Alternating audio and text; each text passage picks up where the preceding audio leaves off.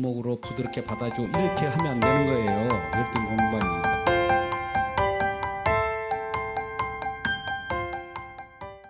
날카롭게 질문 받고 날카롭게 질문해 주시기 바랍니다. 예, 그러면 자 주도권 토론에 앞서서 먼저 여러분들에게 안내 말씀드립니다. 오늘 주도권 토론에 들어가기 앞서 우리 방청객 혹은 복음을 사랑하는 사람들 중에 지금까지 열띤 토론을 진행하는 과정 속에서 궁금사항이 있다든지 중간에 진행 발언이 있으면 말씀해 주시기 바랍니다.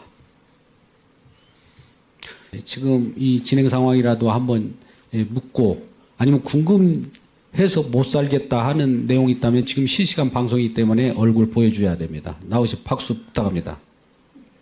나오세요.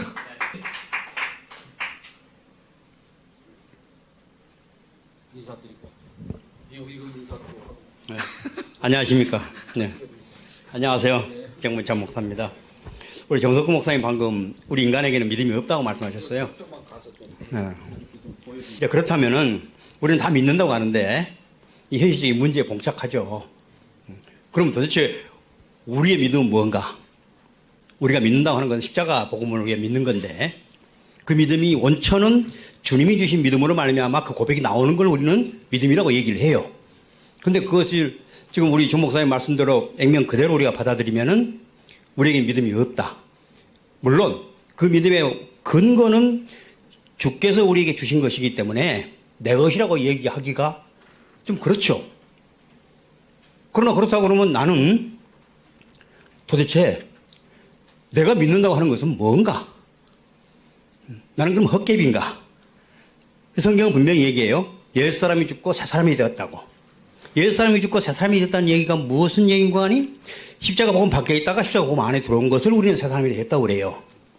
그런데 그 십자가 복음이 내 것이 되었다는 의미 자체가 그것을 내가 온전히 믿습니다 하는 그 고백이 나왔기에 그것이 내 것이 되는 것인데 그 믿음은 도대체 그러면 어떻게 우리가 설명을 해야 될 것인가? 네. 그 부분을 제가 좀 여쭈고 싶습니다. 네, 그 로마서 4장에 보면 사도 바울이 아브라함의 믿음을 언급합니다. 조금 잘 들어주시면 좋겠어요. 여기에서 로마서 4장에서 로마서가 믿음을 강조하잖아요. 그러면 그 믿음의 실체를 알아야 돼요. 결론부터 미리 말씀드리면 예수 그리스도를 믿는 자는 믿는다라고 이야기하지 않습니다. 십자가를 자랑하지. 이게 어긋나요. 로마서 4장에 보면 아브라함의 믿음이 나오는데 이 아브라함이 하나님을 믿으며 이것을 저에게 의로 여기신 바 되었느니라 이렇게 말씀하고 있어요. 그런데 이 믿음은 창세기 15장에 나오는 믿음입니다. 여러분들이 다 아시다시피 창세기 15장 이후에 16장이 등장하죠. 16장에 누구를 낳습니까? 하갈을 통하여서 이스마엘을 낳습니다. 로마서에서 아브라함의 믿음을 갖고 올 때 왜 창세기 15장을 갖고 왔느냐가 굉장히 중요합니다. 여기에 대해서 그 뒤에 나오는 일하는 자에게는 그 삭슬을 은혜로 여기지 아니하고 빚으로 여기는 그녀와 일을 아니할지라도 경건치 아니한 자를 의롭다 하시는 일을 믿는 자에게는 그의 믿음을 의로 여기시나니 아브라함이 믿은 적이 없어요. 내 이 믿음이 가짜잖아요. 하갈을 통해서 이스마엘을 생산했으니까 가짜인데 이 가짜인 것을 의롭게 여기는 걸 내가 믿었습니다라고 하는 게 안 나와요. 창세기에 뒤지면 이 구원파들이 맨날 믿음을 이야기하면서 저한테 공격을 하는데 이 얘기를 하면 답변을 못해요. 아브라함의 믿음이 뭐냐라고 하면 엉터리 믿음이에요. 엉터리 믿음이 이스마엘을 생산했고 그 엉터리 믿음이 생산한 이스마엘이 약속의 자녀를 초롱했습니다. 네, 여기까지요. 그러면 성도가 믿습니다라고 할 때는 무슨 내용을 갖고 믿는다라고 해야 돼요? 예, 제가 아들의 죽으심이 드러나는 믿음이지 오늘날 기독교만 말하는 믿음은 나는 믿으니까 죄인 아니야라는 믿음, 의롭다라는 믿음을 내세운다라는 사실이에요. 네, 그렇습니다. 예. 우리가 믿는 것도 자기 의가 되어버리면 안 된다는 표현으로 좀 말씀하신 것 같아요. 그죠? 예, 그렇습니다. 아까 이제 아브라함이 약속을 믿었다. 아브라함이 스스로 믿어버리면 안 되는 건데 믿음은 하나님 은혜잖아요. 믿었죠. 믿은 게 가짜예요. 자기가 믿은 것은 가짜 그렇죠. 믿음으로 들통나고 아들을 죽이는 믿음이에요. 주님이 네. 그렇군요. 아들을 죽이는 믿음, 가짜를 믿었기 때문에 아들을 죽이는 꼴이 돼버렸네요. 결과적으로. 그런데 그거에서 진정한 주님께서 바꿔주시는 은혜로 믿음을 주신 걸로. 경건치 않은 자를 의롭게 하는 믿음으로 예. 바꿔버렸어요. 예, 이 부분을 우리가 좀 어려운 것 같지만 예. 의로 여기시고, 예. 그렇죠. 네. 그러니까 여호와께서 하실 일을 다 아시고 십자가의 피로 다 완성한 것을 아시고 아브라함의 믿음을 의로 여긴 거예요. 네. 그래서 의로 여길 수 있는 그 믿음은 반드시 아들을 살해하는 자여야 됩니다. 주님은 죄인을 부르러 왔거든요. 의인은 천국 못 가요. 그러면 죄인은 어떤 자냐 하면 하나님 아들을 죽인 자입니다. 하나님 아들을 죽이지 않는 자는 구원을 못 얻어요. 그러면 우리 모두가 예수님의 십자가에 못 박은 자네요. 의인은 없나니 하나도 없다 했잖아요. 오케이. 예. 거기에 여러분도 그렇게 생각하시나요? 해당하는 사람이 어디 있습니까? 네. 근데 어떤 분들은 나는 십자가에 못 박지 않았다고 하는 분들. 예, 보론, 예. 예, 그 지금 창세기 15장에 아브라함이 하나님을 믿음의 의로 여겼다 그랬잖아요. 그 말을 가지고 많은 구원파들이 알지 잘못된 데서 이것을 활용 인간이 믿음에 이걸 강조점을 두고 있는데 여러분 그 말은 사실 틀린 말은 아닙니다. 예수님께서 십자가를 통해 너희들이 믿음을 선물로 준 그 믿음을 하나님께 선물로 줄 것을 미리 바라보게 하는 거죠. 아브라함은 예수님의 십자가 때를 바라보고 그렇게 성경에서 증언해주고 있기 때문에 그렇기 때문에 여러분들이 로마서 1장 17절에 대한 해석을 좀 저는 올바로 해야 된다고 봅니다. 마틴 루터를 통해서 종교계에 이르죠. 오직 의인은 믿음으로 말미암아 살리라 그랬는데 거기를 좀 더 구체적으로 해석한다면 예수님의 십자가의 피로 우리를 의인 만들어서 예수님의 믿음을 우리가 선물로 받아서 그 믿음으로 사는 겁니다. 그러니까 그 믿음은 우리의 믿음이 아니에요. 그러니까 아브라함이 하나님을 믿음에 이 말이 틀린 말은 아닙니다. 그런데 지금 우리 정 박사님이 증언한 대로 사실은 들어가면 틀린 말이에요. 네. 그럼에도 불구하고 어떠냐? 네. 분명한 것은 예수님의 십자가의 피로 우리 의인 만들어서 우리에게 주는 믿음을 우리에게 줄 것을 아브라함에게 약속한 거죠. 네, 여기까지요. 우리 그 정문찬 목사님 질문한 내용에 대해서 답변을 들으셨는데 어떤 것에 이제 흡족할지 모릅니다. 이것이 좀 이따가 공방도 될 것입니다만 일단 또 질문 있으신 분 우리 그 이광식 목사님 굉장히 그리스도 중심으로 말씀을 많이 연구하고 계시는데 질문 한번 하시죠. 이런 기회에 나오시죠. 자, 박수로. 우리 그 목사님이 옛날 그 DJ 작기였습니다. 유명한 분이에요. 예. 예. 저 이광식 목사라고 합니다. 저는 오늘 이렇게 두 분의 그 성경 강의를 듣고 보편적으로 우리 이 목사님이 이 강의하시는 내용이 그냥 잘 와닿는 우리의 내용인 것 같아요. 100%. 근데 우리 정 목사님의 내용은 사실 지금 이제 짧게 듣고 이해하려고 하니까 정말 이해가 안 되고 힘들었어요. 그래서 이상달 목사님이 오히려 더 이렇게 많이 와닿는데 아까 두 분이 다 얘기해 주셨는데 하나님 나라 십자가 이후에 하나님 나라 완성 그러니까 현재성에서 고난 아까 우리 한 목사님이 말씀하셨는데 고난하고 핍박 이것만 있는 건 아니라고 저는 생각을 하거든요. 예, 당연하죠. 네, 하나님 나라가 지금 지속적으로 되어져서 가는 거잖아요. 진행 중이잖아요. ING잖아요.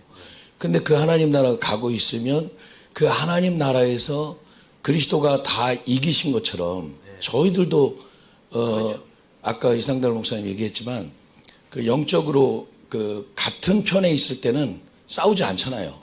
근데 같은 편에서 있다가 우리가 나왔잖아요. 하나님의 편으로. 하나님의 편으로 나오다 보니까 이제 싸우게 되잖아요. 근데 그 싸움에서 예수 그리스도가 십자가에서 다 이루시고 이기셨잖아요. 그래서 우리도 이길 수 있는 핍박도 있지만 우겨싸움도 있지만 그 우겨 쌓인 가운데서 우리가 승리하면서 이겨나가는 그런 부분도 있지 않을까 나는 그렇게 생각합니다.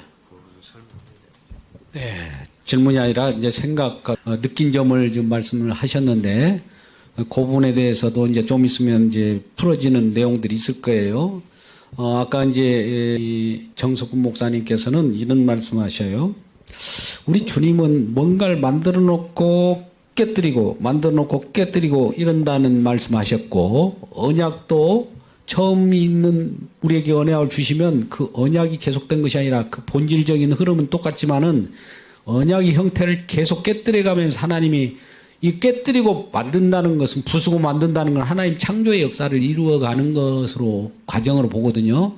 이제 그런 관점에서 말씀을 지금 하고 있어요. 우리는 왜 그러냐면 죄인을 다루는 하나님이기 때문에 우리가 뭔가를 잡았다 하면 깨뜨려야 되겠죠. 그래야 사는 방법이니까. 이런 관점에서 지금 이어가고 있는 걸로 지금 보여져요. 제가 큰 흐름을 맥락을 지금 말씀을 드린다면 그런 것 같죠. 그 이유가 뭐냐 하면요. 이제 거기에서 조금 보충 설명을 하자면 인간이 선악과를 먹어서 하나님과 같이 되었습니다.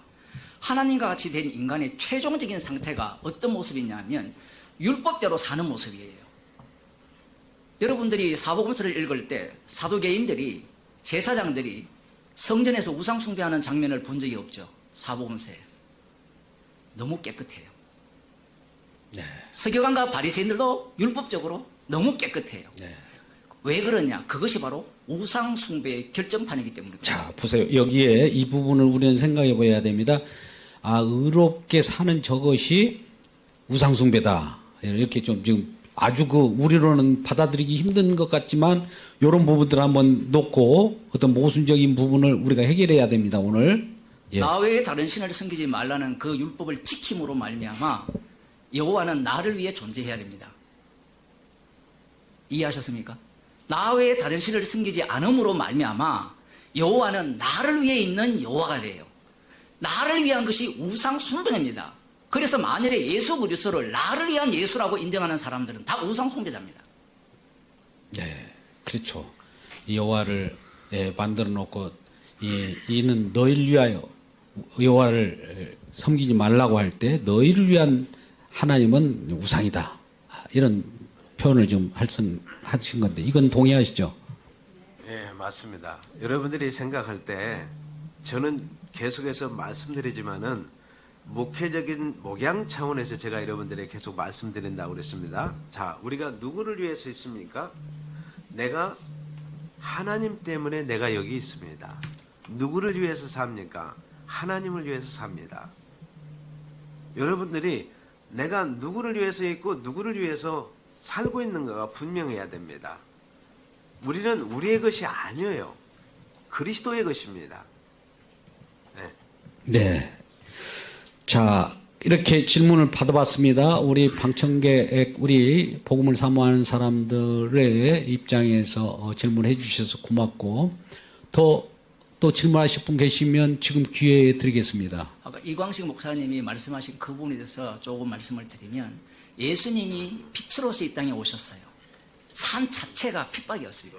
그러니까 성도가 그리스도 안에 있는 자체가 핍박이고 그 모습 자체가 승리자의 모습이에요. 그 승리자의 모습은 부자가 될 수도 있고 가난한 자가 될 수도 있고 서리반 집사님 같은 경우에는 논쟁을 해서 승리합니다. 이기잖아요. 이기기도 하고 죽기도 하고 어떤 일이 일어나더라도 주를 위한 것이기 때문에 승리자의 모습이에요. 그러니 아까처럼 말씀하실 때 승리하는 면도 있지 않습니까? 라는 말을 함으로 말미암아 돌 맞아 죽으면 실패자가 돼요. 논리 자체가. 이기는 면이 있지 않습니까? 라고 말을 해버리면 네. 돌에 맞아 죽는 것이 실패가 돼요. 돌에 맞아 죽든 가난하든 부유하든 배부르든 헐벗든 매를 맞든 이미 승리자라는 거예요. 십자가로 승리했기 때문에 그리스도는 어떤 일을 당하더라도 그리스도 안에서 감사한다는 겁니다. 네, 지금 이제 표현상에 여러 소통이 좀 문제가 있을 수 있어요. 그런데 큰 흐름은 다시 반복되어서 우리가 들어보면은 잘 알 수 있을 겁니다. 자, 예. 그러면 또 좀 지금 방금 이광식 목사님에 예, 대해서 그 부분에 또 추가적인 설명을 한답니다. 설명해드리겠습니다. 이미 그리스도께서 완벽한 승리를 하셨습니다. 그래서 마태복음 10장에서 예수님께 제자들에게 하늘의 권능을 내가 너희들이 주겠다. 그러면 십자가의 권능을 주겠다. 그 말이거든요. 그리고 너희들이 그 앞에 더러운 귀신을 쫓아내며 그랬거든요. 그러니까 사단은 귀신은 날마다 더러움이라는 형용사가 항상 앞에 붙게 되어 있습니다. 너희들이 더러운 귀신을 쫓아내며 모든 질병이라고 그랬습니다. 모든 약함이 고쳐진다고 그랬어요. 십자가의 권능을 받게 되면 그 말은 오직 성령이 너에게 임하시면 너희들이 하늘의 권능을 받아서 나의 증인이 될 것이다. 사도행전 1장 8절에 말씀하시잖아요. 그 말은 뭐냐면 우리의 언어로 표현한다면 우리가 그리스도 안에서 주님이 이미 승리하셨기 때문에 자녀로서 누리는 겁니다. 그 승리를 누리는 거예요. 그러니까 나는 어디로 가든지 그리스도께서 승리한 거예요. 그래서 그 승리를 우리의 삶 속에서 매일매일 누리게 되는 겁니다. 자, 예. 구약으로 표현한다면 이스라엘 백성이 약속의 땅 가나안 땅에 들어가서 모든 것을 풍요롭게 누리는 것과 같다고 이렇게 생각하시면 됩니다. 네. 그런 이제 누리고 싶은 그런 마음을 위한 하나님이라면 요게 또 이제 우리 또 모순적인 내용이 될 수 있는 거죠. 왜 그러냐면 우리 인간은 이 죄인으로 아담 안에서 생각하는 바가 모든 것이 우리를 위한 우리 욕망을 위한 것을 추구하면서 신을 쫓아가기 때문에 우리를 위한 신의 욕망을 쫓아가는 그것이 죽어주어야 하나님 나라가 임할 텐데 우리는 욕구가 실현되고 승리되고 하는 데서 야 이거 하나님 나라 아니야? 나중에 알고 보니까 하나님 나라가 아니라 가짜 하나님 나라였다는 것을 우리가 사뭇 알게 된다는 것이죠. 이 부분이 어려운 대목인데 이 부분에 대해서 이제 오늘 십자가와 하나님 나라라고 하는 주제라는 건 분명히 우리가 알고 두 분이 이제 주도권 토론을 합니다. 지금 아까 다 두 분 서로 주장점이 달랐던 부분들을 메모를 하고 계셨을 수도 있고 주고받고를 10분씩 이렇게 하게 됩니다. 시간이 오버될 때는 1분 정도 남겨놓고 우리가 타이머로 카운트다운에 들어가서 마이크도 무음이 될 수 있습니다. 시간 내에 다 공방을 먼저 하나요? 네, 예. 말씀은 인정을 하죠. 말씀을 인정을 하는데 예. 창세전의 세계는 우리가 모른다. 모르는데 십자가에서 완료된 세계가 창세 전으로 가죠. 자, 예. 거기는 제가 좀 감추어져 있는 세계. 하늘에 계신 우리 아버지여 뜻이 하늘에서 이루어진 것은 몰라요. 예수님께서 십자가로 완료하니까 하늘에서 뜻이 이루어진 내용이 땅에서 드러난 겁니다. 네. 창세전의 세계가 십자가의 완료성으로 드러난 거죠. 그건 이제 이렇게 볼 수가 있죠. 우리 계시록에서도 인을 뗀 자는 예수님이시니까 십자가로 완성이 되는 상황 속에서 하늘이 열리고 하나님 나라가 개봉이 되고 영세전을 바라볼 수 있는 것인데 우리가 생각에 그냥 영세전으로 그림으로 이론으로 생각할 수는 있다 이거죠. 그런 차원에서 창세전 언약으로부터 시작해가지고 십자가를 나중에 발췌해내는 일이 생겨서도 안 되고 일단은 모든 것을 아까 이 한눈으로 혹은 십자가를 통하여 모든 것을 본다는 관점은 오늘 십자가와 하나님 나라라는 이 주제가 맞는 거죠. 하나님 나라를 통해서 십자가를 보러보는 것이 아니라 십자가를 통하여 하나님 나라가 나타나고 십자가를 통하여 아까 삼위일체가 나타날 수도 있고 십자가를 통하여 구원이 있을 수 있고 영생이 있을 수 있고 어떤 내용도 나올 수 있는데 십자가 없이 부활, 십자가 없는 영생, 십자가 없는 하나님 나라는 가짜 나라라는 것이죠. 그래서 그런 큰 우리는 그 공통 분모를 가지고 말씀을 계속 이어 들어가야 됩니다. 자, 그러면 주도권 토론을 한 분이 먼저 주제를 질문을 아까 내용을 가지고 하나하나 강론 그동안 언급되었던 것으로 축소해서 우리가 많은 신학적인 논제를 넓힐 수도 있지만 오늘은 무조건 십자가와 하나님 나라라는 그 관점에서만 서로 공방을 이어가기로 바랍니다. 먼저 질문을 하고 주고 받고 좀 여유를 주면서 질문만 해서도 안 되고 답변만 해서도 안 됩니다. 그것은 제가 좀 중간에 개입해서 좀 조정하겠습니다. 뭐 누가 먼저 진행을 하도록 할까요? 그러면 이상달 목사님 질문을 먼저 하시죠. 네. 질문이 이쪽입니다. 이쪽. 이제 이쪽이에요. 저쪽도 아니고 이쪽. 오늘 저 이렇게 하세요. 이상달 목사님, 정석훈 목사님 이렇게 부르고 좀 질문해 주시면 좋겠습니다. 네, 정 목사님 이렇게 함께 발제에 참여하시고 토론에 함께해서 감사합니다. 네, 아까 그 강의를 하시면서 잠깐 언급하고 넘어갔는데, 자 사무엘하 7장에 다윗 언약이 나옵니다. 굉장히 다윗 언약이 중요하죠. 그래서 마태복음 1장에서 우리 한글 번역 성경에는 아브라함과 다윗의 하신 예수 그리스도의 세계라 그랬는데 헬라어 원문에는 반대로 되어 있습니다. 히우 다비드, 다윗을 먼저 앞세웠어요. 그래서 다윗을 왜 먼저 앞세웠을까? 그리고 제가 이제 거기에 같이 아울러서 좀 연결점을 가지고 질문하고 싶었는데, 자 사울왕은 이제 그 사무엘상에서 그 제사를 하나님 제사장만 드릴 제사를 월권행해서 하나님께서 사울왕은 징계를 했습니다. 근데 다윗은 나중에 진설병도 먹고 또 24장에서 화목제를 드리거든요.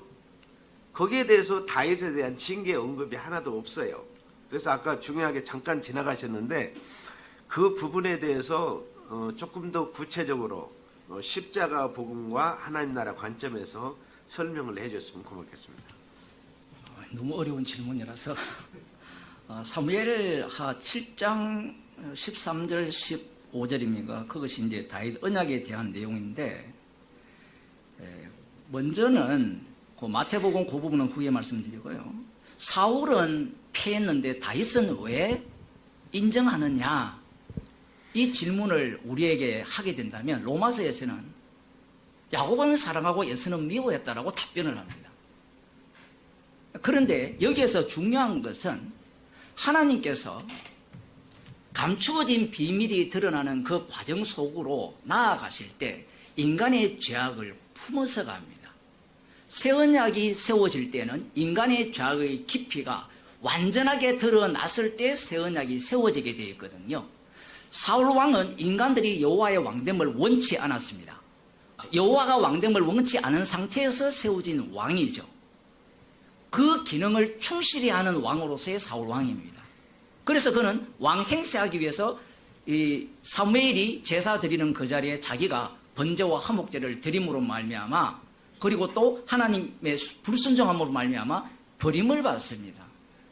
이것이 원래 인간의 모습이고요, 인간이 원하는 왕의 모습이에요. 사울 왕을 버렸다는 것은 이스라엘을 버린 것과 똑같습니다. 그런 와중에 하나님께서는 다윗에게 기름을 부으시죠. 먼저 왕으로 세웠습니다. 세웠는데 백성이 하나도 없어요. 하나도 없는데 다윗이 사울 왕으로부터 쫓겨다니면서 이제 진설병을 먹게 되고 아둘람 굴에 갔을 때 잡류들이 합류하게 되면서 왕이 먼저 만들어지고 백성들이 그곳에 합류하면서 이 왕은 본래 기능, 나는 왕이 아니고 백성의 죄인들의 대표자로서의 왕으로서 제사장 나라를 목적으로 하는 그 왕의 모습을 보여주는 기능을 보여줘야 된다는 차원에서 진설병을 먹은 겁니다. 이 부분은 해석하기가 굉장히 어려운 부분인데, 그런 차원에서 이제 다윗 왕은 왕 행세를 하죠. 그 7장에 다윗 언약을 세우시고, 그 다음 11장에 이 바세바 문제가 발생하고, 그러면서 24장으로 넘어가면서 다윗은 왕 행세를 또 하게 됩니다. 왕 행세를 함으로 말미암아 이스라엘의 진노가 내리고, 그런 가운데 왕은 죄인들의 대표자로서의 왕의 기능으로서 제사장이 되어서, 그게 시편 110편이죠. 멜기세덱의 반차를 따라오는 그 대제사장을 전가하는 차원에서 그는 제사장이 됨으로 말미암아 이스라엘을 구원하는, 조금 달리 표현하면 희생물이 되는 겁니다. 그래서 이스라엘의 왕은 어떠한 왕이냐를 제대로 보여주는 왕이죠. 그런 상황에서 이제 마태복음 1장으로 넘어오게 되면 다윗을 언급하는 이유, 아브라함 혈통을 언급하는 이유가 무엇이냐라고 하면 혈통을 부정한다는 의미가 있어요. 마태복음 1장에서 다윗을 부정해요. 왜냐하면 메시아를 기다리는 자들은 모두가 다 다윗 언약의 성취를 기다리고 있기 때문에 그렇습니다. 그래서 다윗 언약을 믿는 자들에 의해서 예수님이 살해당하고 살해당한 그분에 의해서 이제 이스라엘을 새롭게 창조한다는 의미로서 이제 마태복음 1장이 진행되고 있습니다. 제가 조금 조정을 한 이유는 공방을 벌이는데 우리 그 객석에 계신 분들이 상대가 아니에요. 이쪽이 질문했잖아요. 이렇게 공방을 여기 쳐다보고 하셔야 된다라는 차원에서 마이크를 조정했습니다. 정 목사님이 참 잘 말씀해 주셨어요. 제가 그 부분에 대해서 개인적으로 전에 조금 질문했다가 우리 모두가 좀 공유하고 싶어서 제가 질문했습니다. 자, 여기서 여러분들이 봤을 때 여러분들이 사사시대를 여러분이 기억하실 것입니다. 자, 사사시대에 보면 맨 먼저 사사기 1장에서 누가 먼저 올라가서 싸울 거가 나오죠. 거기에서 창세기 49장에 나왔던 유다 지파가 나옵니다. 그래서 이제 에브라임 지파에서 유다 지파로 통치권이 넘어가요. 그래서 이제 사울은 에브라임 지파잖아요. 그래서 사울왕의 인간의 실패를 보여줍니다. 그리고 다윗의 하나님이 함께하는 왕을 세우잖아요. 그래서 굉장히 이 부분이 설명하기 굉장히 어렵고 난해한 부분인데, 자, 출애굽기 4장 22절에서 너는 내 아들 내 장자라고 그랬잖아요. 장자는 가족을 대표해서 예배하는 제사장이잖아요. 하나님께서 이스라엘 백성들을 구원한 목적은 이스라엘 백성들을 제사장 삼으셔서 당신을 섬기는 나라를 세우기를 원하셨거든요. 그래서 출애굽기 19장 4절에 읽지는 내 소유 제사장 나라 거룩한 백성 삼으시라고 그랬잖아요. 그래서 다윗 왕을 통해서 이제는 제사장 나라가 세워질 것을 사무엘하 7장을 통해서 구체적으로 언약하시고, 자, 마태복음에 와서 보면 어떻습니까? 창세기 3장 10일 여인의 후손은 오지만은 예수님은 분명히 유다 지파로 오지만은 어떻습니까? 인간의 혈통을 끊어버립니다. 여기 중요한 거. 인간의 혈통을 끊어버리시고 누구를 통해서? 성령을 통해서 잉태하시는 거예요. 성령을 통해서 출생하십니다. 그런 면에서 인간의 왕은 허수아비에 불과하다는 거예요. 진정한 왕은 여러분 구약에 남쪽 북쪽 다 합쳐봤던 왕들 다 세워봤지만 결국 어떻습니까? 결국 어떠세요? 다 가짜라는 거예요. 그래서 진정한 왕은 누구냐? 그리스도가 진정한 왕이다. 십자가에 못 박히시고 부활하신 그 주님이 진정한 왕이라는 것을 드러내기 위해서 성경 66권을 기록하신 거예요. 네, 잠깐 개입합니다. 왼쪽에 지금 공방을 이쪽에서 주고받아야 되는데 공을 저쪽에다 던지면은 저쪽에서 저쪽과 공방할 기회를 드릴까요? 네. 답변은 또 아까 질문이 있어서 예. 사무엘하 7장을 조금 이렇게 언급해 드리면, 저는 내 이름을 위하여 집을 건축할 것이요 나는 그 나라 위를 영원히 경고케 하리라. 나는 그 아비가 되고 그는 내 아들이 되리니 저가 만일 죄를 범하면 내가 사람 막대기와 인센 착색으로 징계하려니와 내가 네 앞에서 패한 사울에게서 내 은총을 빼앗은 것 같이 그에게는 빼앗지 아니하리라고 말씀하셨거든요. 근데 뺏어버렸어요. 아니, 명맥만 유지되거든요. 아니 이것은 예. 지금 다윗이 예. 이렇게 됐는데 솔로몬 그 아들 예. 솔로몬에게 거기 그 사울에게 나라를 뺏었고 16절에 보면 내 위가 영원히 경고하리라 되어 있어요. 영원히. 아니 그러니까 예. 솔로몬 그 다윗에게는 바벨론 포로로 잡혀가도 다윗의 등불은 계속 남아있죠. 그러니까 그 문제가 뭐냐면 이 본문을 남은 자 유대인들이 어떻게 해석하느냐가 중요해요. 그것이 이제 제 교환에 나오는데, 세례 요한이 회개하라 천국이 가까이 왔다라고 했죠. 그 천국이 지금 이 다윗 언약의 성취거든요. 70일의 완성이에요. 다 영원히 견고한 메시아 왕국을 세례 요한은 외친 겁니다.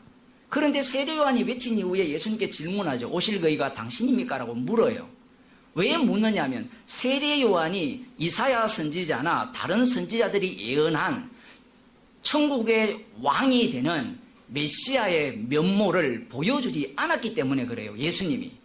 그런데 예수님이 아는 이야기를 합니다. 저는 자가 걷고 눈먼 자가 눈을 뜨고 가난한 자에게 복음이 전파된다 하여라 라고 똑같은 이야기를 반복해요. 같은 사건입니다. 중풍병자를 고쳤을 때 어떤 데는 죄 용서한다는 내용이 있고 어떤 본문은 그냥 병만 고쳐주는 내용이 나와요. 그렇게 나오잖아요. 사건들이. 왜 그렇게 번갈아 가면서 나오느냐 하면 마귀가 예수님을 시험할 때 네가 하나님의 아들이면 병 고치라는 거죠. 그런데 예수님이 병을 고쳐줍니다. 그런데 예수님은 이것을 표적으로 사용해요. 예수님의 표적은 십자가의 피로 죄를 용서하는 표적이에요. 그런데 이 마귀에게 속한 자들은 병 고치는 것을 메시아가 하는 표적으로 생각한 거예요. 동일한 세미오인이라는 단어를 갖고 저쪽에는 자기들이 소망하는 메시아고 예수님은 십자가에서 다 이루시는 메시아로 소개를 한 겁니다. 지금 사무엘하 7장이 왜 중요하냐면 기존 신학에서 하나님 나라를 언급할 때 이 영원한 다윗 왕을 이야기하면서 하나님의 통치로 넘어가요. 통치. 하나님의 통치로 넘어가거든요. 나중에 목사님한테 질문 드리고 싶은 그건데 하나님의 통치로 넘어갔는데 문제가 하나님의 통치를 기다리는 자들이 하나님의 아들을 죽여버립니다. 그런데 놀랍게도 죽임당한 그분이 하나님 나라의 주가 돼요. 통치자가 돼요. 주의 자리가 바뀌어버립니다. 그러한 사건들이 있기 때문에 지금 사무엘하 7장을 제가 부정적으로 해석을 한 겁니다. 네. 예. 잠깐만요. 네.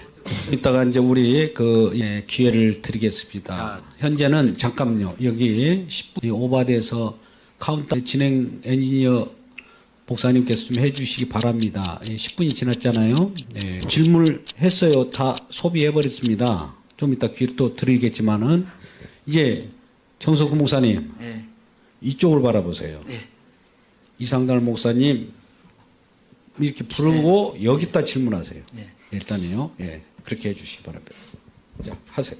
목사님께서 계속해서 이제 말씀을 하실 때 하나님의 통치와 네. 하나님의 주대심과 예수님의 주대심을 같이 섞었었거든요. 네. 제가 이해하기로는 저도 뭐 말씀드릴 때 했습니다만은 하나님의 통치를 믿는 자들이 예수님을 살해하고 네. 살해당한 그분이 주가 되거든요. 예.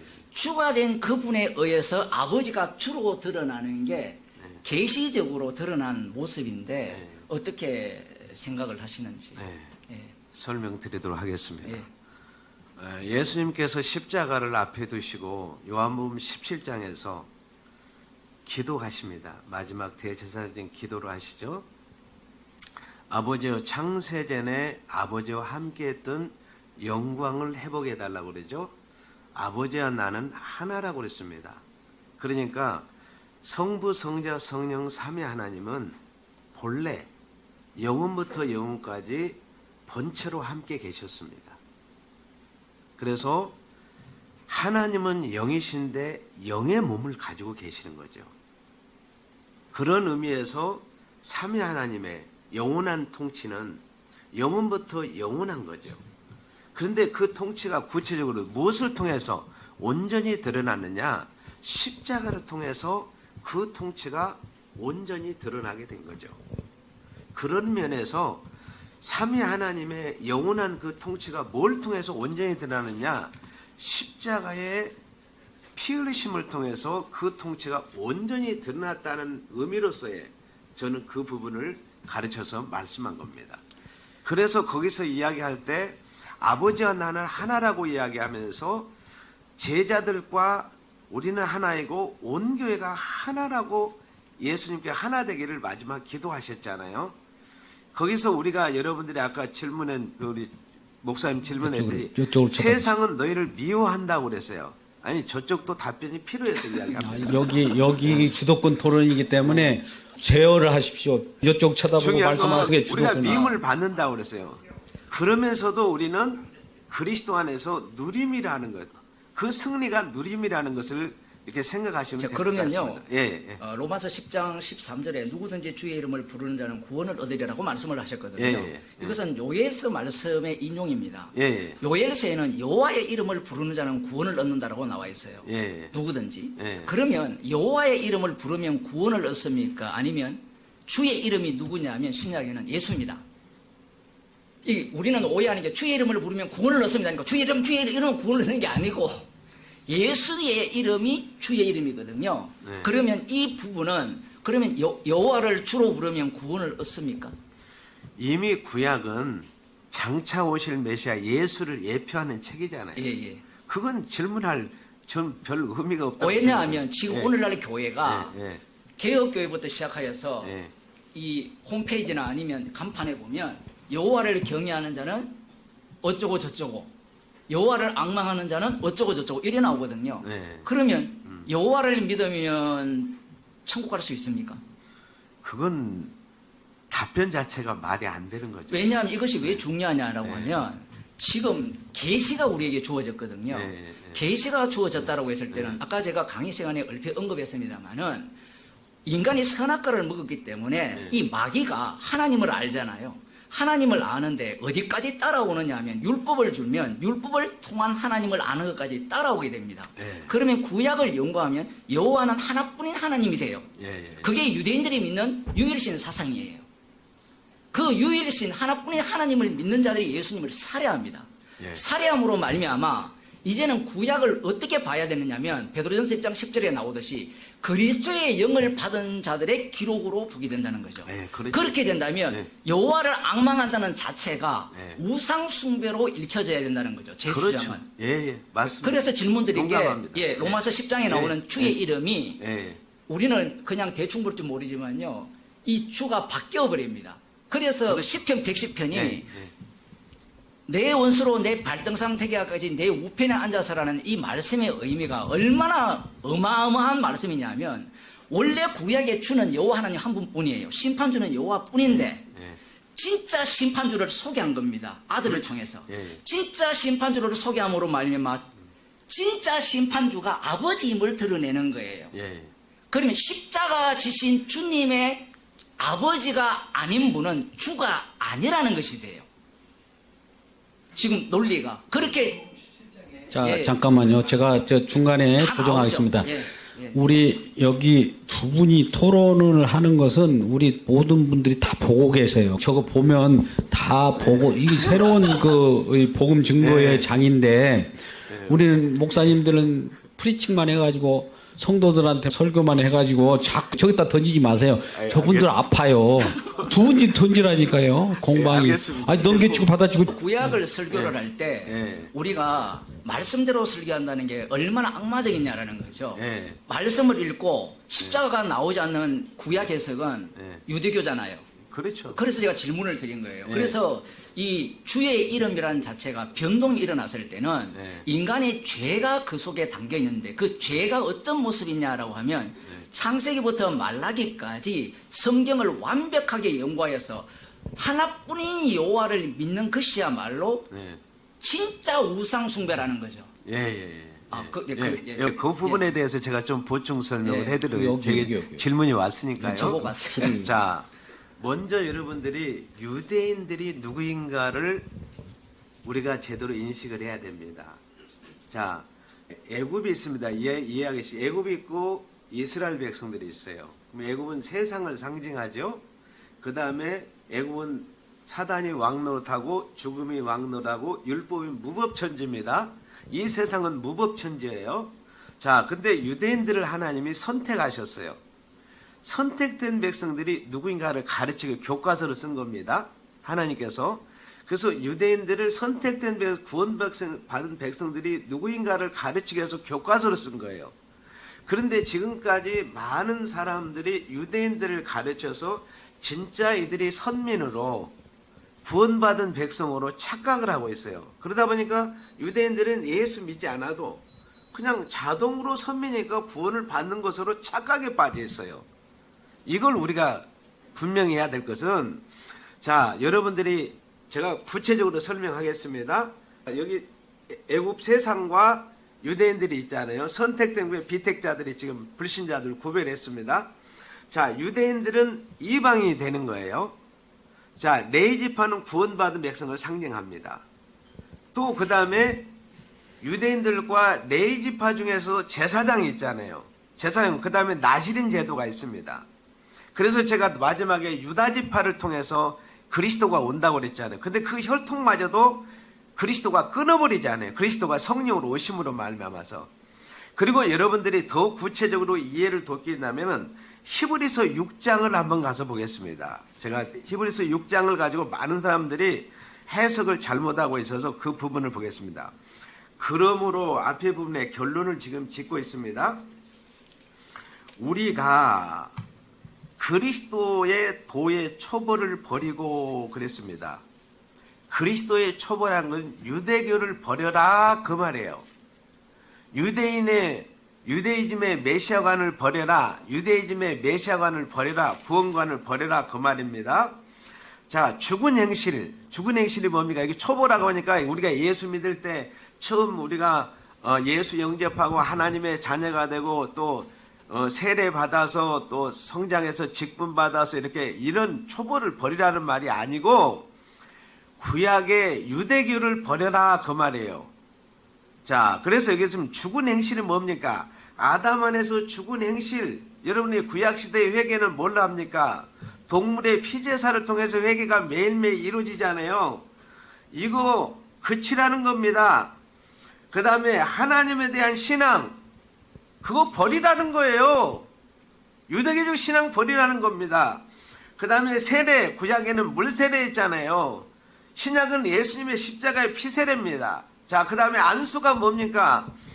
우리가 양에게 어떻습니까? 우리의 죄를 전가시키잖아요. 그 말은 내 죄를 그 양에게 집어넣는다는 거잖아요. 그 안수 이제 끝났다 그치라는 거예요. 자, 그 다음에 죽은 자의 안수와 죽은 자의 부활과 이것은 구약의 선지자를 통해서 계속 예언했잖아요. 영원한 심판하는 교훈의 터를 뭐하지 말고 닦지 말고 어디로 나가는 겁니까? 완전한 데로 나가라. 십자가로 나가라 그 말이에요. 십자가 완전한 십자가에 나가라는 이야기예요. 그래서 구약에 잘못된 유대교를 버려라 그 말입니다. 네, 자 잠깐만요. 우리 말씀 잘 해주셨는데 공방토론이라는 게 링 위에 올라오신 분이 두 분인데 링 밖에 있는 분들하고 이렇게 공방하면 안 된단 말이죠. 이걸 한번 주의를 주겠습니다. 경고합니다. 링 위에 올라오신 분들은 끝까지 여기서 링에서 쓰러지든지 뭐 일어서든지 여기서 결론을 내주셔야 돼요. 저 링 밖에 분들은 막 박수를 치고 응원하고 그런 분들인데 응원하는 분들하고 싸우면 안 되는 거잖아요. 이거 말씀을 한번 분명히 드리고 우리가 이제 습성화돼서 그래요. 새로운 이게 복음 증거하는 문화를 우리가 다시 한번 이곳에서 공방 토론에서 구현하려고 하니까 처음에는 좀 이렇게 잘 맞지는 않을 수도 있어요. 그래서 새로운 변형이 필요한 겁니다. 아시겠죠? 그러면 아까 이렇게 질문하다가 상대방이 조금 빗나가는 얘기를 하면 팍 제어를 하세요. 제어. 왜 그쪽으로 갑니까? 날카로운 칼이 있잖아요. 여기 방패도 있죠. 뭐 펀치도 있을 수 있고. 그러지 않고 이거 쓱 피어가지고 이러면 안 된단 말이죠. 경고합니다, 두 분. 심판으로 다시 한번 빡치. 자, 공방으로 먼저 10분 주고받고 할 때 뭐 10분을 마음대로 내가 좌지우지하세요. 여기 답변 한 3초밖에 안 여지 주고 혼자 다 해도 돼요. 그러면 여기 끝까지 그냥 또 빚고 들어가야 되죠. 어디를 지금 아셨죠? 공방 토론을 다시 한번 공개 방송 토론이자 공격과 방어 토론이에요. 예. 분명히 이렇게 열띤 토론이 있어야 저분들도 박수치고 재미가 있지. 왜 우리들하고 싸우려고 그래? 또 가버리자. 이러면 안 되죠. 예. 꼭 명심하시기 바랍니다. 우리 타이머 좀 째깍째깍 시간도 정확하게 좀 타이머를 눌러주세요. 10분. 자, 이번에 이쪽 주도권으로 아까 그 중에 강론을 가지고 얘기해요. 십자가 하나님 나라 넓히지 마세요. 여기 넓히면은 뭐 하루 종일 이거 하루 종일 갖고 안 돼요. 오늘은 십자가 하나님 나라. 아까 십자가를 이렇게 설명했는데 십자가로부터 창세의 언약을 들여다본다고 그러는데 창세의 언약으로부터 십자가로 오면 안 되는가? 또 삼일체를 이렇게 있잖아요. 삼일체를 가지고 삼일체 중심으로 하나님 나라를 설명했는데 왜 그것이 모순인가? 십자가를 통해서 하나님 나라를 말씀하면 되는데 왜 이쪽으로는 되고 이쪽으로 안 되는가? 이런 것들을 좀 거기에 대한 답변을 할게요. 여기 두 분 그거 하시라고요. 저 여기서 먼저 공격하시고 또. 이라기보다는 네. 목사님이 아까 십자가의 의미를 심판과 구원이라고 설명을 했잖아요. 예. 조금 구체적으로 네. 그것이 단지 안 그러면 다른 의미가 또 있는지 말씀해 주시면 좋겠습니다. 십자가의 사건이요. 예, 십자가 사건을 예. 심판과 구원이라고 표현을 하셨잖아요. 예. 다른 의미가 더 있는지 안 그러면 그 의미로서 좀 더 구체적인 내용이 있는지. 그 말은 그리스도가 주가 되고 친히 왕이 된다는 얘기잖아요. 그 나라에. 그 부분이 구체적으로 이제 통치적인 면에서 드러나는 네. 거죠. 이제 이미 구약에 있잖아요. 창세기 3장 네. 15절에 언약한 대로 네. 심판과 구원에 대한 종말에 이루어질 것을 이미 예언했고 네. 그 말은 누가 그리스도께서 친히 주가 되고 왕이 되셔서 네. 그 일을 집행하신다는 거죠. 그러니까 십자가 때 불신자들 같은 경우는 베드로전서 3장 19절에 예수님이 육체로는 죽임을 당하시고 18절에 영으로 살리신 바 되어서 옥에 있는 영들 구약의 불신자들을 심판을 선고하지 않아요. 예, 선포라. 그리고 재림 때 이제 불못에 던져버리고 그 다음에 사단은 무적에 갇힌 바 되고 예. 마지막에 있잖아요. 예. 이제 불못에 같이 던지잖아요. 예. 그리고 구약 백성들의 구원은 베드로전서 4장 6절을 통해서 일제히 지금까지도 구약 백성들의 구원 문제가 질문을 던져봤는데 거의 뭐 율법을 지킴으로 할례를 받음으로 뭐 예수 믿음으로 구원을 얻는다는 이 이야기 자체가 별로 나오질 않은 걸 볼 수 있어요. 근데 중요한 것은 우리가 예수님의 십자가의 그 효력, 그 공로가 얼마나 큰가. 그분이 실제로 주가 되셔서 심판도 하시고 구원도 하신다는 그 의미죠. 네. 십자가의 의미가 이제 그 예수 그리스도가 주가 되셨다라고 네. 사도행전 2장 36절에서 말씀하시잖아요. 네. 그 주의 의미가 구약으로 들어가게 되면 네. 여호와께서 심판주로 행사하시던 그 일을 네. 친히 하시고 요한복음 5장에서는 인자됨을 인하여 심판하는 권세를 가지시고 네. 죽은 자도 살리고 네. 살린 자도 살려서 지옥 보내고 천국 보내시는 네. 그러한 능력을 가지신 분이 십자가고 네. 여기에 이제 율법을 집어넣게 되면 율법의 완성이 십자가잖아요. 네. 그러면 율법의 완성이 십자가라면 십자가 안에는 율법이 담고 있는 요소들이 다 담겨 있다라는 거잖아요. 그렇죠. 그렇게 된다면 율법은 무엇을 증거하고 있느냐라는 거죠. 이미 제가 예. 강의할 때 이야기했잖아요. 그리스도를 증거하는 책이라고. 저는 이제 조금 더 구체적으로 들어가서 거기에 이제 그리스도라고 표현하고 사도행전 2장 36절에서는 주라고 표현하거든요. 그럼 율법은 구약에서는 여호와가 심판주 되심을 증거하는 율법인 거예요.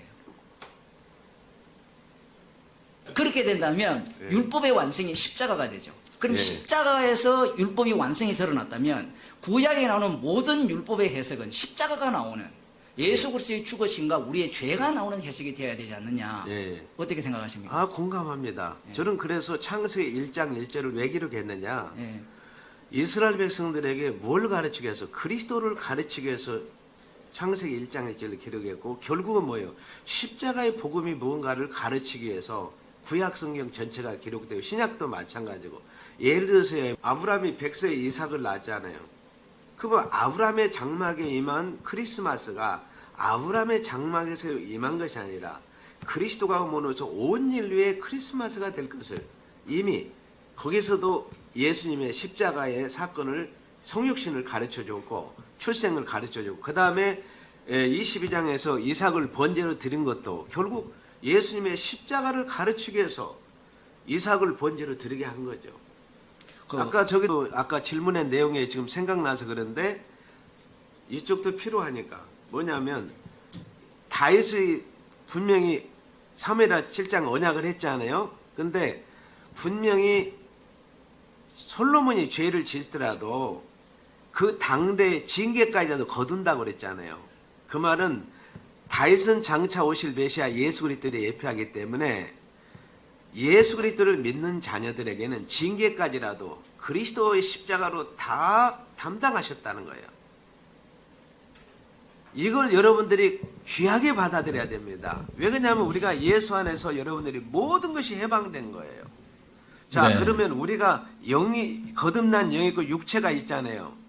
자, 여러분들이 요한일서 5장 16절에서 18절에 보면 사망에 이르는 죄와 사망에 이르지 않은 죄가 있습니다. 불신자들은 사망에 이르는 죄들은 기도하지 말라고 그랬어요. 우리는 어떻습니까? 기도하라고 그랬습니다. 왜? 여러분이 징계를 왜 합니까? 히브리서 12장 8절에 사랑하기 때문에 징계를 하는데 뭐하기 위해서? 상급 주시기 위해서 징계하고 하나님께서 우리에게 뭐예요? 복을 주시기 위해서 징계하는 거예요. 그러니까 솔로몬을 통해서 징계를까지도 하지 않는다는 것은 그리스도를 통해서 우리의 징계까지라도 다 걷어간 거예요. 죄책과 죄세로부터 온전한 해방을 우리에게 준 겁니다. 네. 그래서 십자가의 사건이 그렇게 중요한 거예요. 네, 공방이 계속 이루어지고 있는데요. 우리 지금 이제 시간이 얼마 안 남았습니다. 우리가 늦게 좀 시작한 관계로 앞으로 한 30분 정도의 여유가 있습니다. 하나님 나라를 어떻게 설명을 하시는지 지금 톰 라이트나 김세용 같은 경우에는 이제 기존의 하나님 나라가 가는 하나님 나라라고 공격을 하거든요. 그런데 성경에 보면 하나님 나라는 이 땅에 이루어지는 하나님 나라가 맞아요. 그들의 주장이 맞는데 문제는 그 하나님 나라가 어떤 나라냐를 우리가 공방을 하면서 좀 밝혀야 될 것 같아요. 그렇지 않으면 하나님 나라를 실컷 토론했는데 원래 우리가 갖고 있는 제자리로 갈 가능성이 아주 높지 않느냐 그런 생각이 듭니다. 목사님 정리를 좀 하셔야 될 것 같아요. 해주세요. 이렇게 하세요. 아까 이미 들으셨잖아요. 네. 거기에 이제 가지고 있는 것에서 거기 들은 내용을 가지고 집중적으로 해 주셔야지 또 여기에 새롭게 생각해내 가지고 이렇게 하는 것보다도 좀 아까 그 내용이잖아요. 예, 내용 중에 이제 아까 목사님께서 어떻게 제시하셨는데 십자가로 이루어진 왜 하나님 그렇게 나라의 말씀합니까? 이런 식으로 좀 해주시면 우리 듣는 분들이 이해가 쉬워요. 십자가로 이루어진 하나님 나라고 말씀하셨는데 예. 그 의미에 대해서 예. 말씀해 주세요. 그러니까 창세 전에 삼위 하나님의 중심으로 영원한 하나님의 나라가 무엇을 통해서 십자가의 구속을 통해서 온전히 드러난 거죠. 그 자체가. 그런 의미에서 지금 구약에서의 유대이즘에서 이야기하는 하나님의 나라와 그리스도께서 인류의 구원주로 오셔서 십자가에 못 박혀 죽으시고 부활하신 그 하나님의 나라의 통치는 차원이 다른다는 거죠. 그런 면에서 여러분들이 구별해서 보시면 좋겠고, 오히려 제가 이제 이 부분에 대해 질문을 하고 싶은 것은, 자, 이스라엘 백성들이 우상숭배로 말미암아서 북쪽은 BC 720년 아수리에 망하지 않아요. 그리고 이제 BC 586년에 남유다가 바벨론 포로로 끌려가는 70년 바벨론 포로가 70일에로 바뀌잖아요. 요 부분에 대해서 같이 십자가로 연결해서 좀 아까 혹시 시간이 그림을 좀 보여줄 수 있나요? 네, 아까 도표 아까 저 그림이 진짜 중요한데 70년은 성전이 불탄 이후에 성전이 다시 세워질 때까지의 기간인데 70년은 누가 보더라도 알 수 있는 70년입니다. 예를 들면 45년 후에 우리가 해방될 것이다 라고 하면 시간만 세면 돼요. 그렇죠. 흥미로운 것은 아무도 생각하지 않았다는 게 바벨론 포로로 잡혀간 자들의 모습이었는데 다니엘이 기도하는 중에 깨달아서 이제 70년 만에 돌아올 것을 믿고 회개하고 하나님의 의로움을 드러내기 위해서 기도하는데 하나님께서 70년을 71회로 바꾸었습니다. 여기에서 이제 문제가 발생하기 시작하죠. 그렇죠. 어떤 문제가 발생하기 시작하느냐 하면 71회에 대한 해석이 발생해요. 그렇죠.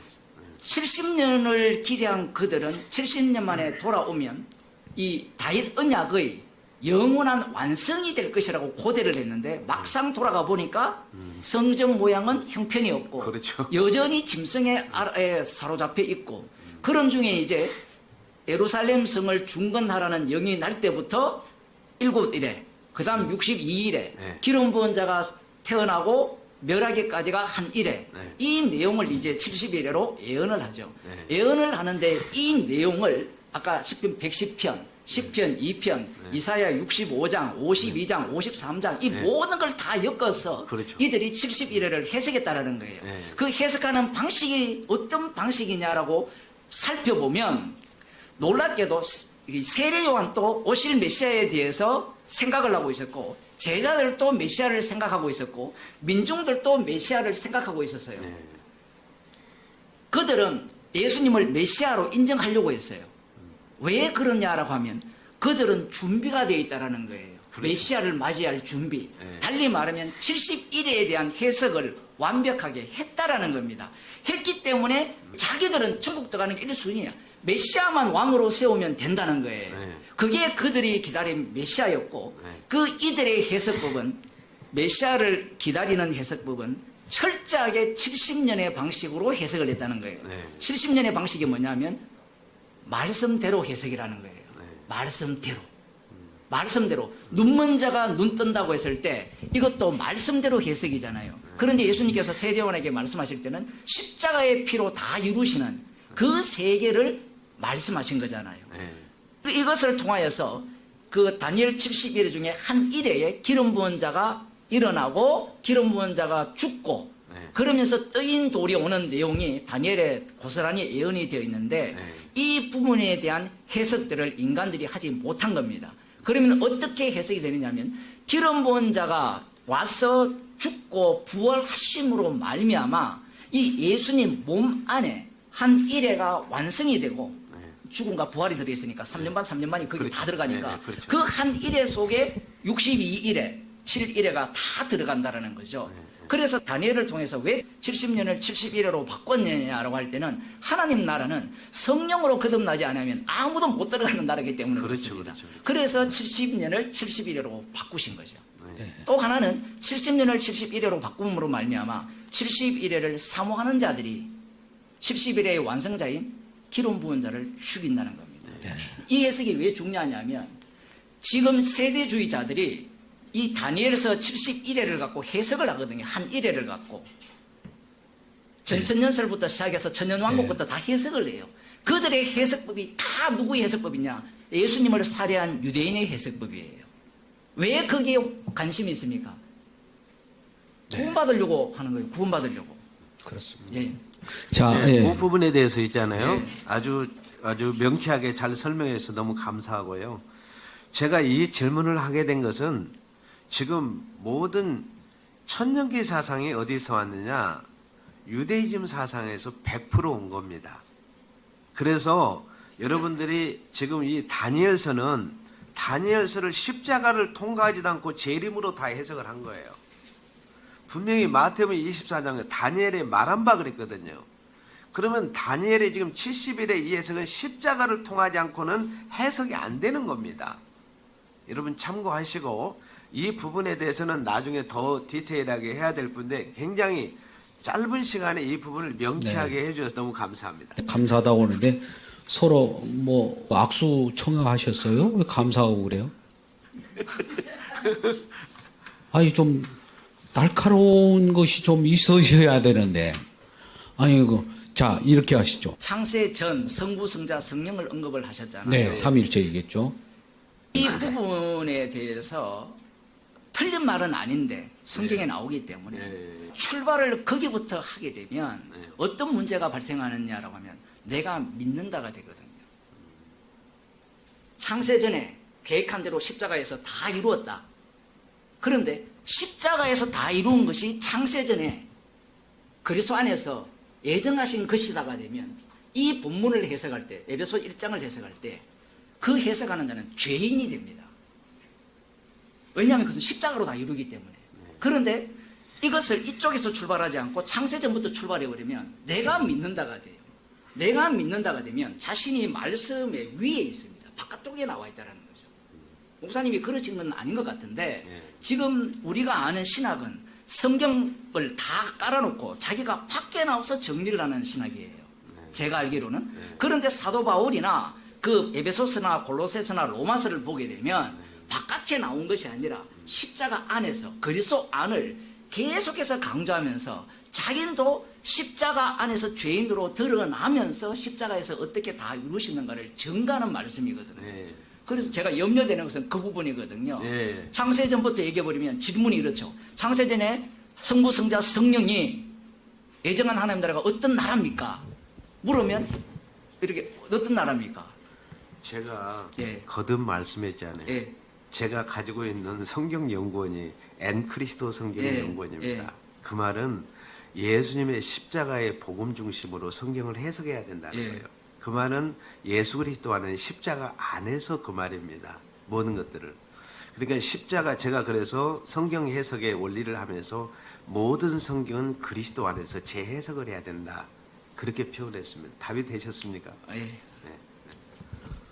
답변 다 끝났어요. 그러면은 이제 파이널로 접어 들어가고 있습니다. 우리 같은 관심을 가지고 고조됐는데 기대되는 사항 이상으로 답을 얻은 분들도 계실 거고, 날 목사님께서 여기는 펀치가 좀 강해야 되는데 펀치가 강한 것 같아요. 두 분이야 뭐 고수의 고수이지만은 아무튼 중원에 이렇게 모시게 돼서 쉽지 않는 건데 이번 기회를 통해서 앞으로 한 10분여 남았습니다. 이제 5분씩 한번 공방을 벌이도록 하겠습니다. 아까 우리 왜 삼위일체를 믿으면 구원받는 것이 아니고 예수를 믿어야 되는가? 단순하면서도 굉장히 명쾌하잖아요. 삼위일체 믿으면 구원받습니까? 예수 믿어야 구원받습니까? 그러면 왜 삼위일체는 논해야 됩니까? 성경 속에서는 삼위일체 언급 안 해도 삼위일체를 우리가 믿잖아요. 고백하잖아요. 믿사오며 이건 뭡니까? 이렇게 질문을 하면 하나님 나라의 선민으로서 백성으로서는 이런 부분들을 아까 여호와를 믿으면 구원을 얻으리라고는 요엘서를 말씀하셨는데 왜 예수를 믿어야 되지? 왜 여호와를 믿으면 구원을 받으리라 요한일서에서 그때 문자적으로 오면 그것이 맞아요. 근데 왜 여호와를 믿으면 이것이 우상인가? 이 부분이 아주 날카로울 것 같은데 근데 아까 답변에 여호와를 믿으면 안 된다는 말씀을 그냥 싱겁게 하셨어요. 그러면 역을 또 공격하셔야죠. 자, 그렇게 생각하면서 우리 칼날 정석근 목사님이 강하게 한번 이번에는 창으로 한번 쑤셔보시죠.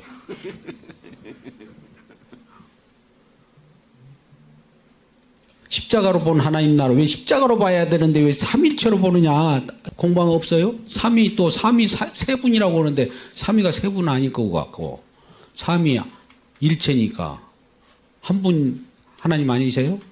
뭐 유대교 유일시 사상을 얘기하는 것은 아니지만은 삼위이자 입경은 하나님 셋이지만 한 분이신데 제가 그 삼위일체에 대한 이야기가 계속 나와서 좀 표현을 좀 하겠습니다. 우리가 그동안에 삼위일체라고 했는데 저는 이것을 의미적으로 좀 더 해석해서 삼위일체를 썼으면 좋겠어요. 삼위 펄슨 인격이잖아요. 한 뜻을 가지고 일한다.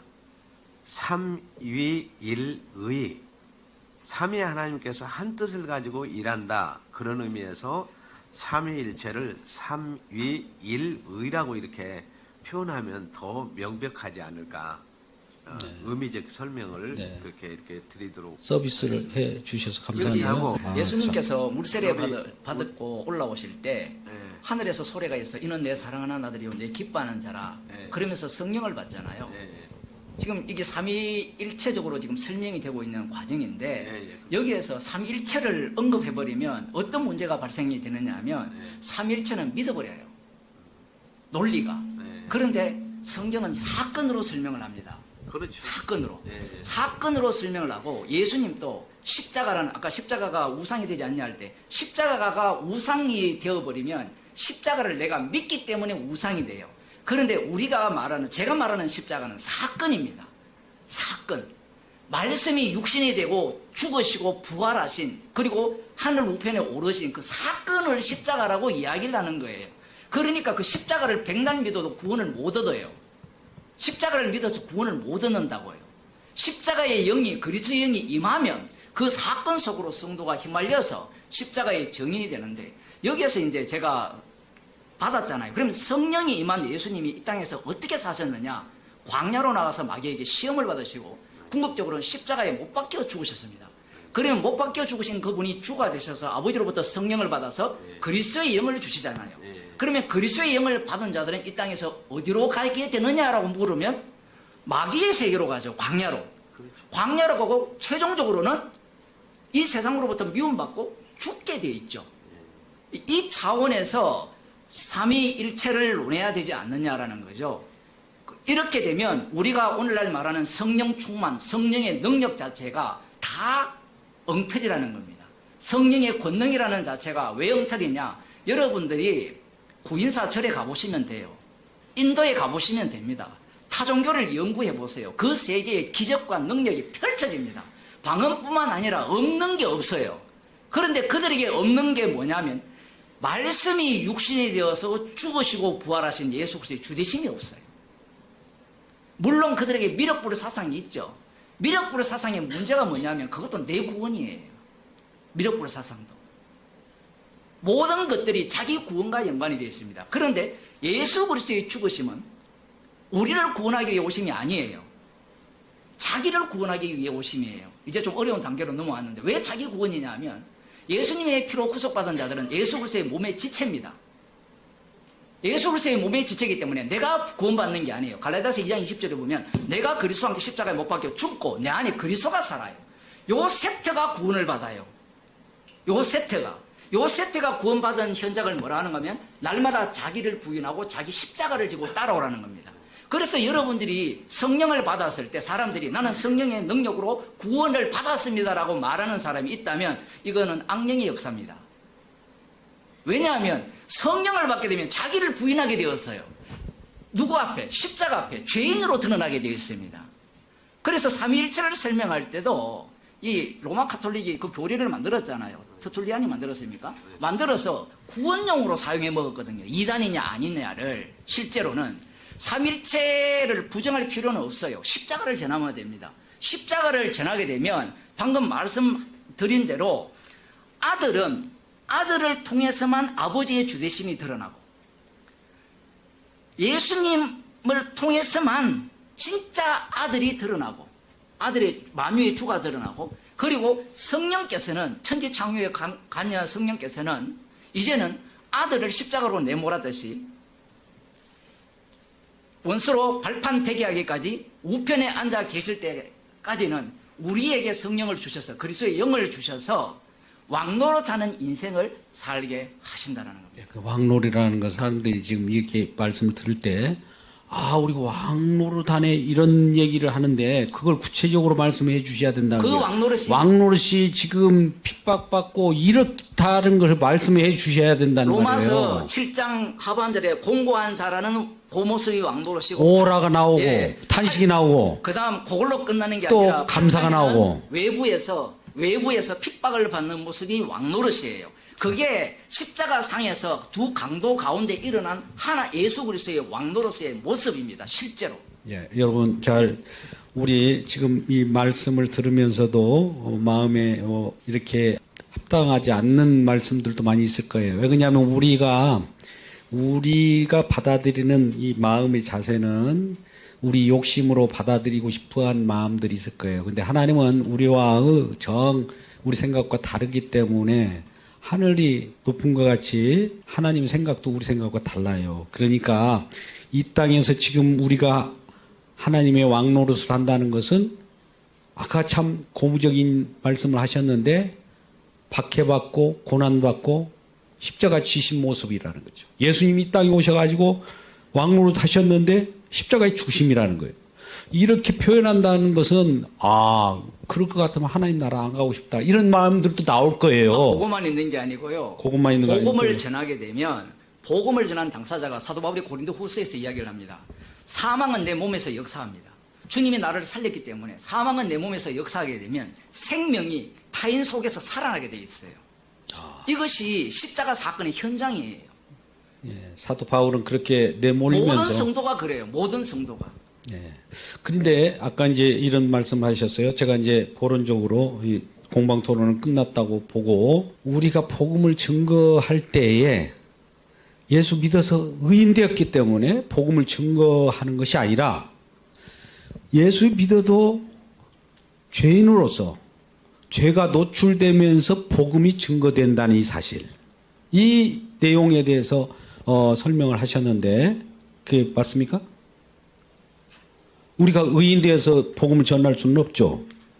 주님은 죄인을 통해서 복음을 전하죠. 그래 맞습니까? 십자가를 전가한다는 것은 나는 죄인이라는 것을 선언하는 내용입니다. 그러니까 목사가 설교를 할 때 십자가를 전하지 않는다는 것은 나는 의인이라는 것이고 십자가의 피 공로에 대해서 본문 하나하나를 이렇게 끄집어내어서 그 피의 공로를 계속해서 앞장세운다는 것은 그것은 자신도 죄인 중에 개수라는 것을 깔고 있는 겁니다. 네. 그래야 우리들이 죄인이 된 상태 속에서 우리 주님의 은혜와 십자가의 피의 공로가 오롯이 드러나기 때문에 십자가의 증인이 된다는 표현인 것 같습니다. 자, 저 중요하게 생각해야 될 것은 기독교는 죽고 사는 감격의 터입니다. 이게 교회입니다. 교회는 예수 그리스도의 십자가와 함께 우리 옛사람은 죽고 그리스도와 함께 사는 나라. 이게 교회의 진정한 모습입니다. 그러니까 죽고 사는 감격의 터예요. 그러니까 복음은 죽은 자를 살려내야 되니까 내가 죽지 않으면 못 살립니다. 예수님이 죽으심으로 십자가에 못 박혀 죽으심으로 우리를 살렸잖아요. 그러면 우리가 복음을 전한다는 것은 내가 예수와 함께 십자가에 못 박혀 죽지 않으면 못 살립니다. 그래서 교회는 죽고 사는 감격의 터가 이루어져야 되고 구체적으로 이야기하면 예수님의 십자가를 통해 에베소서 1장 20절을 통해서 분명히 뭐라고 했느냐, 우리를 죽은 자 가운데서 살리시고 하늘에 자기 오른편에 앉히시니라 그랬어요. 그리고 에베소 2장 5절에 6절에서 십자가를 통해서 우리를 살리시고 일으키시고 하늘 보좌 우편에 앉혔다고 그랬거든요. 이걸 여러분 놓쳐서는 안 돼요. 우리는 구원이 확정됐습니다. 구원관을 흔들리면 안 돼요.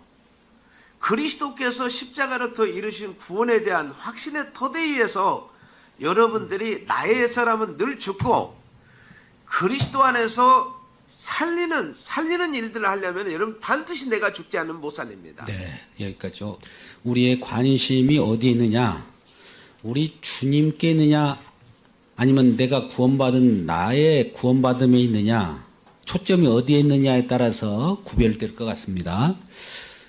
우리가 이제 이런 생각을 해요. 이전에 보면 예수를 믿고 우리는 그리스도가 됨으로 작은 예수, 작은 그리스도, 신에 참여한 자, 그러다 보니까 이제 우리가 어떻게 되느냐를 강조를 하다 보면 이제 구원론적으로는 이제 구원파 쪽에 이제 많이 가깝게 되는데 하나님 예수님의 공로보다도 예수 공로를 이용해서 내가 어떻게 되느냐, 나도 작은 그리스도, 작은 진리. 이전에 우리가 같이 공부했던 분들 중에 한 분이 조금 이제 또 이단화 됐잖아요. 우리 한국 강단에 지금 널리 모든 목사님들이 이 말씀 들으려고 다들 난리잖아요. 그 분도 결과적으로 우리와 동일하게 말씀을 증거하는 듯 하다가 마지막에 가서는 진리가 가다. 그들을 따르는 사람들이. 작은 진리 가다. 이렇게 돼버리더라는 거죠.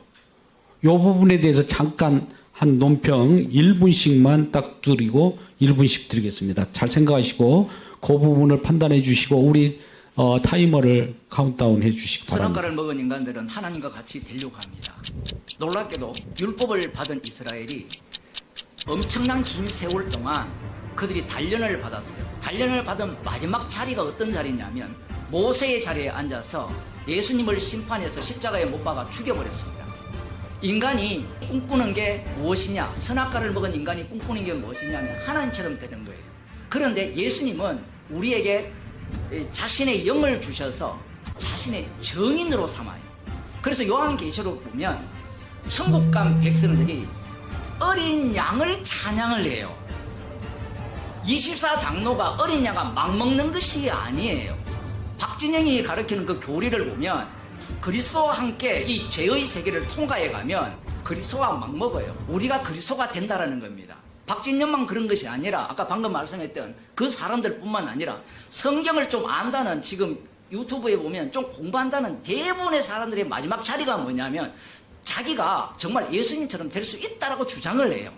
그런데 성령을 받은 자들은 십자가의 정인이에요.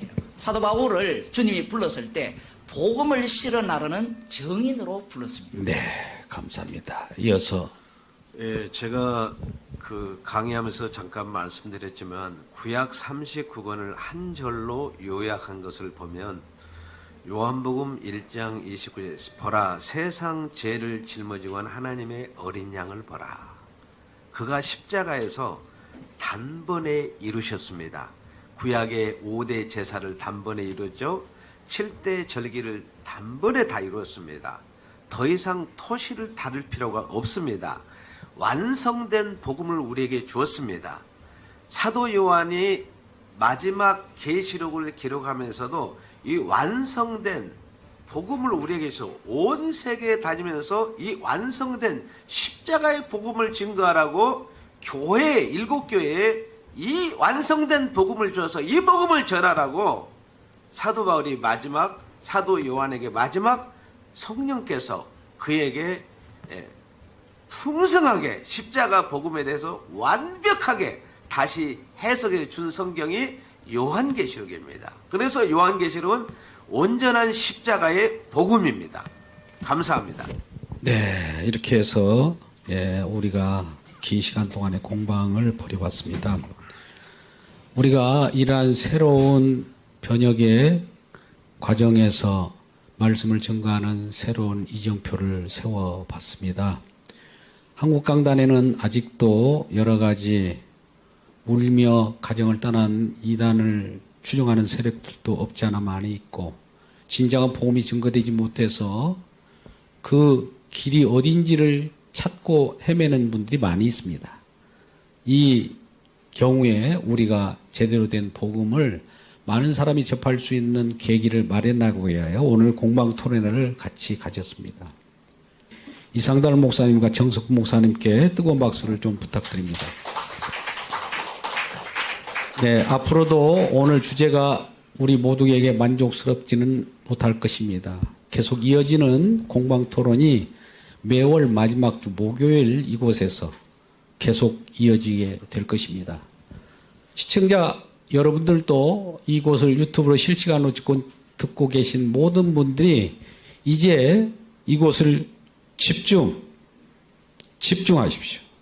앞으로 놀라운 주님의 역사가 펼쳐지는 장이 될 것입니다. 모두 관심을 가지고 이곳에 공방토론에 집중하셔서 진정한 복음을 경험하고 가정 가운데 평화를 누리는 우리 모두가 되시기를 주님의 이름으로 축원합니다. 수고하셨습니다. 기도하고 마치도록 하겠습니다. 이상들 목사님 기도해 주시겠습니다. 은혜로우신 주님, 십자가를 통해서 완성된 복음을 우리에게 주시니 감사합니다. 이 복음이 성령의 나타나심으로 온 세계에 널리 퍼질 수 있도록 귀한 남녀 종들을 써주시고 한국교회를 들어서 주시옵소서. 특별히 이 귀한 공방 토론을 아버지 하나님 주관하고 또 이끌어 가시는 귀한 한 목사님에게 함께 하시고 또 설교 연구원에 주님의 은총이 임하게 하여 주옵소서. 오늘 함께 아버지 하나님 공방 토론에 참여한 귀한 남녀 종들과 이들이 섬기는 교회와 가정과 이웃들에게 하나님의 넘치는 복으로 채워 주옵소서. 예수님의 이름으로 기도하옵나이다. 아멘.